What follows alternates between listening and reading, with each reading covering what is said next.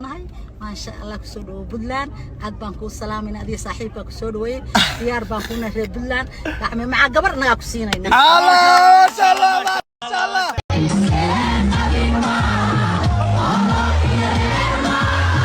magaalada Garowe caasimada dawladda Puntland maanta waxaa soo gaaray ciyaaryahanka da'da yar ee Cabdixafiid waxaana magaalada Garowe ku soo dhaweeyay shacab aad u tiro badan kuwaas oo iskugu jira haween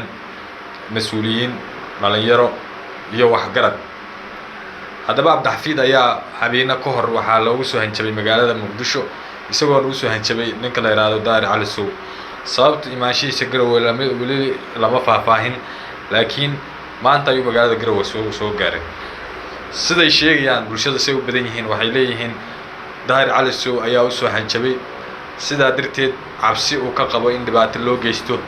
ayuu magaalada Garowe u soo aaday si naftiisa u badbaadsado dadka qaar ayaa sheegaya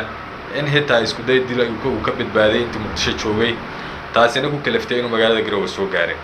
haddaba shacabka reer Puntland oo lagu ogyahay inay dadku soo dhaweeyaan oo dad aad u qalbi fiicana dad aad u wanaagsana ayaa maanta Cabdixafiid si mug iyo miisaan loo soo dhaweeyay waad dareemi kartaa nin dhalinyaro oo daayar oo ayaan dhaweeyna sheegay inuu kubadda ka fariistay in haddana nin weyn oo 70 jir ah ama 60 jir ah intuu media u soo fariistay yiraahdo hal dilo hal dhibaateeyo horta wax looga fadhiyo maaha dawladda Soomaaliyeed waxaa xaq u leedahay inay dadku noocaas oo media ku jira oo bulshada isku horkeenaya oo dadka isku diraya inay wadanku jooga awood bay u leedahay inay soo qabato oo ay xidho haddii aysan taasi la sameeyna kulley dalka dhibaato horseedaysa haddii qof walba uu qofkii doono iska dilo qof walba uu qofkii doono iska raadsado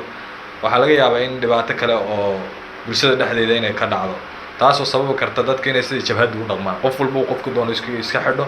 qofku doonana qofku raban uu iska xidho marka deegaanada Puntland waxaa lagu amaanaa ama ayba tahayba deegaan nabadeed deegaan sharci deegaan aan lagu kala sareynin oo qof walba wuxuu sharcigu qabo loola tagayo deegaan aan qofna lagu dulmin karin deegaan aan qofna sidii loo doono loola dhaqmi karin qofka wuxuu sharciga iyo dawladda uu maraya hadduu qaldan yahay sharcigaas qabanaya hadduu san qaldanayna sharcigaas qabanaya laakiin ma jiro meel qof inta la iska raadsado oo hebel ninkaas soo dilaa la dhahayo ma jirto marka Cabdixafiid maanta si qurux badan baa loo soo dhaweeyay si mug iyo miisaan laba loo soo dhaweeyay saraakiil baa soo dhaweysay dhalinyaro soo dhaweysay waxgarad baa soo dhaweeyay shacab iyo dumar baa soo dhaweeyay waana ka dareemi kartaa farxad wajigiisa ka muuqata inuu ku faraxsan yahay inuu yimaado deegaanada Puntland gaar ahaan caasimada magaalada Garowe oo maanta uu soo gaaray lama oga intuu bilood ama inta maalmood halkan joogi doono laakiinse maanta ayuu Garowe soo gaaray haddaba shacabka Soomaaliyeed waxa uu sheegaynaa ama bulshada Soomaaliyeed oo dawladda Soomaaliya laga rabo inay xoog iska saarto dadkan wadamada jooga oo media ummadda iskaga horkeenaya oo hebel la soo dilo leh qof walba uu qofku doono leeyahay la soo dilo taasi nidaam dawladeed ma aha sharcina ma aha dawladna awood bay u leedahay inay wax ka qabato waxana looga fadhiyaa hadalkan Daahir Cali Sow habeen dhaweyd ka soo yeeray oo sidan u dhacay inay ka hadasho dawladda Soomaaliya